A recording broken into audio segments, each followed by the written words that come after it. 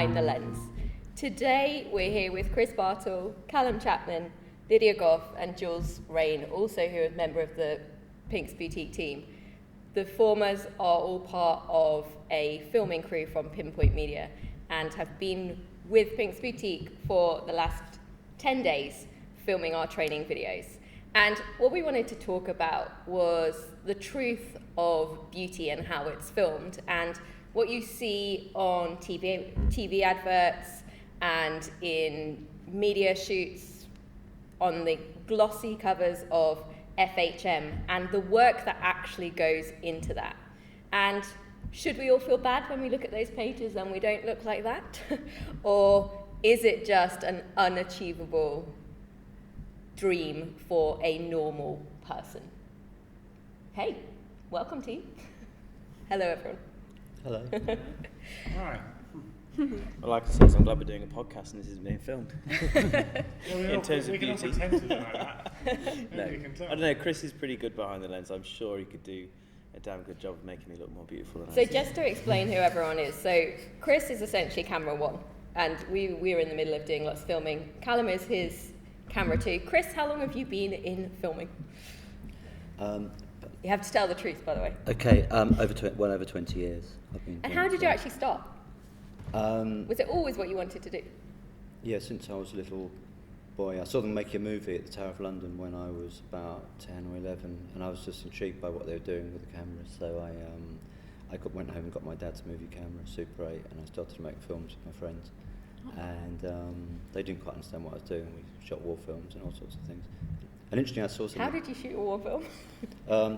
It's quite. Costumes and actors and... It was still. I was about 13 or 14 by then. It was a problem, and I went to boarding school, and they allowed us to borrow their guns from the armoury without any ammunition. Extraordinary health and safety. Wow. 303 rifles that took bullets.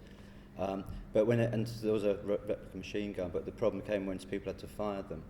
There was nothing came out of the front of the gun. So with amazing eyesight I had then, I made little holes in the film with a pin when I could see the barrel of a gun. So when it got projected, it flashed. So if anyone was starting to do a machine gun move, I would just put little holes in the film, tiny little holes, and that made the flash at the end of the gun. So that was. Well, because the light was flying. Because obviously Yeah, but if you're projected through anything with a Just a hole, hole, would be white. So it just made this white flash. So if someone had a machine gun, it would just create a sort of jagged white flash whenever they they just had to Yeah. pretend. So that was a early And bit. how did you put the noise on? Oh, that was the whole set. Yeah, just listen. Pew, pew, pew. Yeah. No, we projected it at school on speech day, and actually we did live sound effects. We had a team of people actually doing live sound effects because we didn't have any dubbing studios or anything. So we So had you people were like doing. film guru even at school. And so then how did you go straight out and work in the film industry? Yeah, but starting kind of at the bottom, really. Just right at, and so then I became an editor. Eventually. What is the bottom? What do you have to do? I think everyone, if you go into Soho, into the top production houses and post-production places, places like The Mill and Rushes that would do stuff for people like Harry Potter and those sorts of movies, whatever your degree, whatever you are, you start as a runner. You go out and get coffee. It's still being a runner. That's still. You do, and the smart people join the industry, and even if your dad's like a famous footballer or got multi-millionaire and you've always had servants, you've still got to go and get cappuccinos, and the smart people think, actually I'm going to be the best runner they've ever had, and within like 2 months someone's saying, oh, this guy's really on it, let's bring him on. So and a lot of people drop out because they can't stand that sort of process. So it's like an internship. It is, yeah, and in the film industry it's quite brutal as well. They'll send people out for kind of bubbles for spirit levels, and I wonder why he did that. You did it so well though, Jules. No, it is. No, you get sent down. You get sent for things called sky hooks, which is no such thing. There's nothing you can hook onto the sky. They don't. Besides, the film industry has crazy things in it, so people get sent out for things. And they'll go to the stores at Shepperton Studios, and they'll be told to ask for a long wait. And the guy behind the desk will just sit over there. It's brutal. Presumably, if you were smart enough to turn around and go, like, there is no such thing as a bubble in the Yeah. like, Well, yeah, there is a bubble in spirit level, but you can't. Yeah. There's no packet of them. it's just there. Here's a syringe, inject it. Yeah. So I don't know. I think you'd probably. You reckon you'd get up the chain quick? Yeah. And so after runner, what's the normal steps up from there? But then you join the film industry in some place that in some position where you is what you want to specialise in, whether you want to be like going to lighting or you want to be on the camera crew with lenses. That so you start loading film. In the old days, you start loading film. Or then you could be a focus puller, which means you're doing the focus, and finally you're a cameraman. Then eventually you could be a DOP, which is director of photography, which means you light films, and that's the topic. So talking, obviously the base of this is talking about what you see in reality, compared to what comes out at the end of the final edit. Obviously you've moved through into the digital era. One of the things that struck me most when I first saw your camera is what comes out on the back screen compared to what is in front of your very eyes is edited. I mean, it's because of the way you've changed the settings on the camera. It looks amazing already. It looks better than you see. So in just the camera itself, whereas in the old days, you wouldn't presumably be seeing that. It would all be post-production. Yeah, exactly. No, because everyone, it was what it's like when we had holiday pictures. You'd have to send them into Boots or whatever, and then they would they'd come back processed, and you'd see it. And that's Jules, did you ever have to do that, or are you too young? No, I got obsessed. I'm obsessed with it. You still like my it? My most recent trip in January, I've got 6 rolls of film to develop.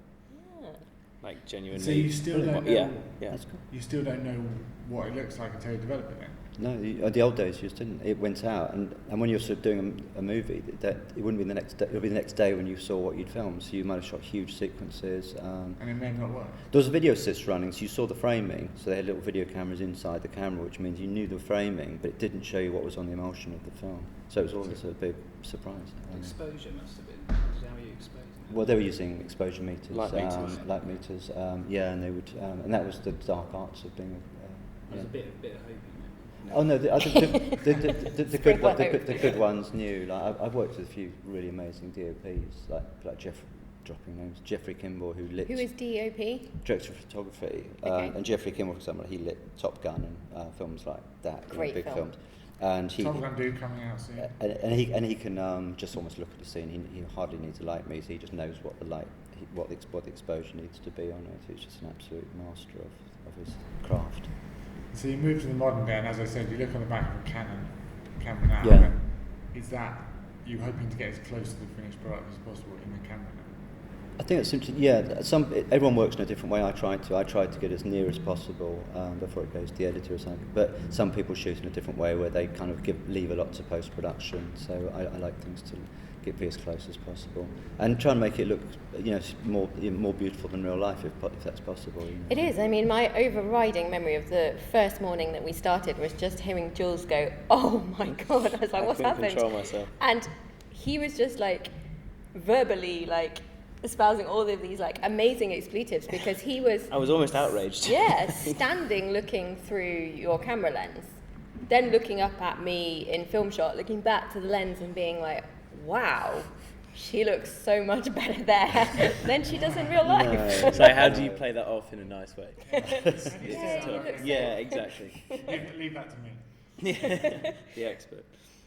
Yeah, and that's been an ongoing theme throughout the whole thing. And what led us really to sit here and talk about this was the fact that in Little Gaps, you've been kind of giving us snippets of advertising life. So you're much more used to big crews and advert shooting, and are saying that what we've been pulling off here is quite amazing with how few people we have, but that the real world of a Pantene shot or a Unilever or an Estee Lauder shot is an entirely different world of filming.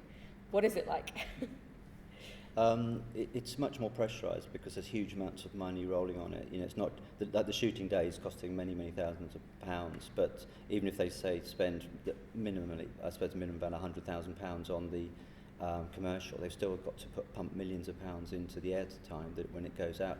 Yeah. And so there's lots of people all over the world in different offices who are kind of stakeholders, and they've got a say in it. So you can't, if we want to change something, we just have a discussion and we say, let's do it like this. Whereas before a commercial, you've talked it to death before you actually get to the shooting stage. I've just done a big commercial in Mallorca, and the conference call was 6 people in Paris, 2 in Geneva, 2 in Brussels, 1 in London, and then Los Angeles came in at Disney and ILM. So it was just this absolutely insane amount. Whereas here, you just get to talk to Jules and I.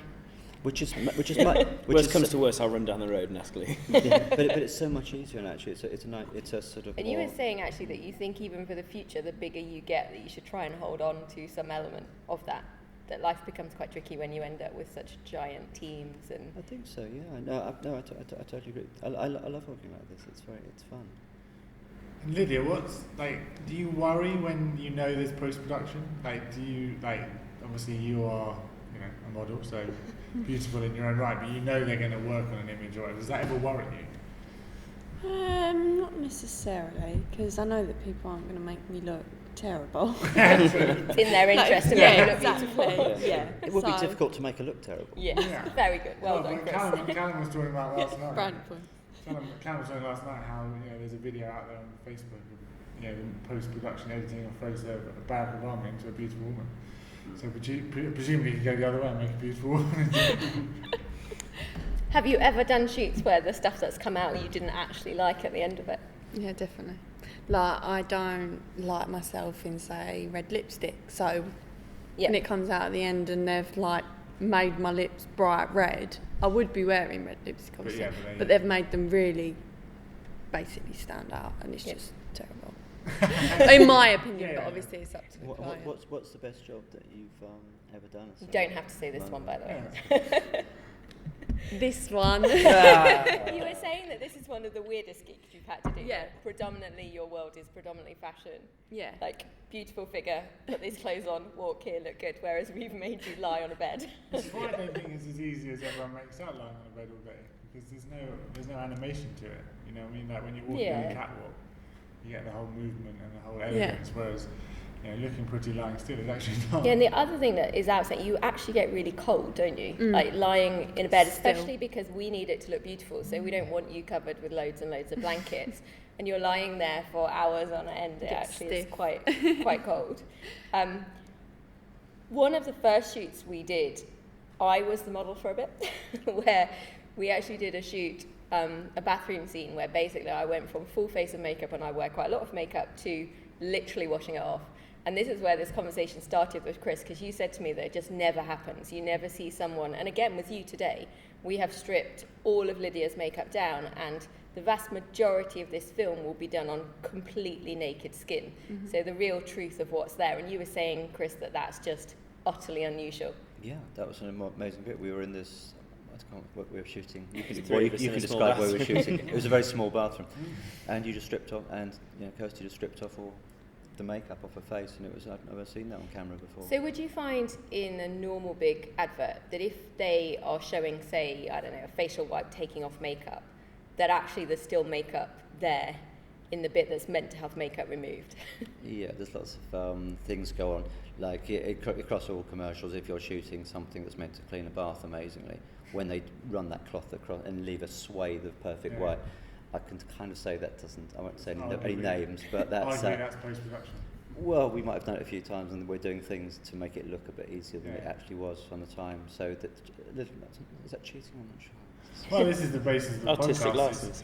That's exactly right. It's the basis of the podcast, which is, does the end consumer get the truth? Yeah, do you see My reality? best man at university used to argue that we'd sue FHM for misrepresentation the way that women look, because, it's very hard to find someone that looks like someone at FHM who's been edited and filtered and. Like how much airbrushing kind of goes on in those sort of shoots? I've only seen snippets of people doing it, but yeah, it's pretty outrageous. Just dragging, body parts from one bit to another, and the technology is so advanced now that you just do it. It looks pretty natural. And would you literally be shaving edges off someone's stomach to essentially make them smaller? Yeah, drag bits like that, remove hairs, change eye colour if it doesn't look right, things like that. So Make lipstick look nice. I wouldn't say no. If Callum said, give me your profile picture on Facebook and I'll put Vin Diesel's biceps on you and it will look natural, I'd go for it. But then what? Is everyone going to think when they really meet you? No offence until someone meets you. Well, yeah, but I'll I don't know what I'd do. Yeah. And we were talking about some of the mainstream hair adverts. We won't mention brands, but major brands. So the hair companies that you'd immediately think of. And you were saying things like that they often use dark-haired girls as opposed to blondes. So I'll be out of the question because dark hair looks better on film as a rule. Yeah, I think they're looking for a shine. That seems to be the thing they're after, and I think blonde hair doesn't have that sort of same reflective, shiny sort of quality. And so when you see that woman turn her head and do that spin and the hair bounces round, how long has that taken? it's taken ages, like probably between takes, there's probably about 20-25 minutes just between takes just to reset the hair and get it ready for the next take to go. And they've got really high-speed cameras that can shoot at amazingly slow rates. You can see everything. They've got full control of it moving in slow motion. And on top of that, they dye the hair the same colour a day or two before, because that thickens up the hair and it just looks sort of better on the screen. So lots of things go on to get that look. And I have noticed in what we've been doing that you can, through the lens, those little one-off hairs that stick out, they are really glaringly obvious sometimes. They do, because like hair looks lovely, or people look lovely with a bit of backlight coming in, but then that highlights every tiny detail, so which we've had with you, where we've had to, where Jules has stepped in. So. Well, it's funny because Chris goes, I'm looking on the lens, and Chris goes, can you just go and grab that little small bit of hair that's backlit and in the way? And then I go over to Chris and I'm like, there is nothing there. My eyes cannot see it. Your camera can, and I can see it on the camera, but my eyes physically. And Jules has to stand behind me, preening me like a monkey. They say the camera never lies, but I feel like... I think I don't know. So yeah, I think that when people see our videos, there'll be some very brutal truths in it, but it's just been such a really interesting learning curve, because obviously, Chris, your experience has been in that opposite world to ours, where there is so much work and effort that goes into those beauty shots in terms of post-production and timing more than anything. That you were saying you'd be like spending an hour, 2 hours just setting up lighting for one position. Yeah, well, you can. Like, if there's one big space that's got to be lit, they would probably have a day of pre-lighting before the models came in the next day. And then once the model's there, they'd have like a hairdresser or two, they'd have makeup people. They're all trying to do their job. They all need that time with the model to sort of make her look amazing before she comes out. And they're touching it up all day. It doesn't get done once. They're just always on it every moment, and the hair people are watching. So it's a very kind of detailed. For me, having sat through sort of this shoot and imagining what Chris has described, as opposed to, obviously, I think people in this day and age with high definition and CGI realise that maybe everything they see isn't as it was shot, but I'm not sure they realise how much effort goes into it. Like, how much time it takes. Like how long it takes, like how patient you have to be to produce this stuff. Like it's epic in proportions. I mean, it's when you think about producing a movie or something. Yeah, and that's interesting on the CGI, because people often think of CGI as a big explosion or something, fantasy thing in a Harry Potter movie or something. But a lot of CGI we're watching all the time, we don't even know there's CGI there. Stuff's happening that we're not even aware of it. It's just looking natural to our eyes. But if you could see what was happening at that moment, people would be utterly amazed, I think. Yeah. It's the sheer magnitude of. I mean, obviously it's a podcast, you can't see the room we're in, but. You look at a space that we're perhaps capturing through the lens, which is maybe 2 foot by 2 foot, and Chris is like, Jules, can you go and move that chair that's 25 foot away and bring it, this far out the way, or there's a bit of light coming in from here, and the magnitude of the whole space that comes into and is involved in such a small amount of space is ridiculous. Over 8 hours. For 10 seconds of perfection. 10 seconds, yeah. So, and I think working at our rate, that would take us 2 years to do this. So, in answer, we shouldn't feel bad that we don't look like the girls that we see on the TV. That my hair doesn't quite bounce like that. Through the lens. That was actually my first thing. The first day I came here, and you look through the lens, it was really nice. I think you come across so well, and the way you just know all your lines, because it's a huge amount of volume of stuff that you're having to put across, with almost never. Good thing about being a dictator. Ranty kids. You don't have to ask anyone to edit it. Self-editing is very quick. And I think, a lot of that comes from teaching. Like, and part of the reason we're filming this is that I repeat this stuff daily. And so you do. It becomes you're like a little parrot, basically. And part of wanting to have it on film is maybe to reduce how many times I actually have to say it in person. But the joy of teaching, I think, is that you can't genuinely get it, particularly in the wrong order. So I think we're really lucky in that it's going as well as it is in terms of takes, because we don't have to keep redoing them. It's very infrequent that we have to redo something. But if I came to one of your lectures or training sessions and just saw it once, I don't know if I'd be able to remember it all. Like, it's just like if I had the video, I'd be able to just watch it and replay it, and it would just seem I could just really understand it. And by the time, And that is the dream. That's the hope. That is why we are all here, team. no, it's brilliant. So yeah, and so they will hopefully be coming into our world soon. So all our spas will be able to watch and keep rewatching, and you can see any tiny little hairs sticking out of Kirsty and Lydia's head. But thank you ever so much, guys. It was brilliant to have you here, and we are going to carry on with some filming.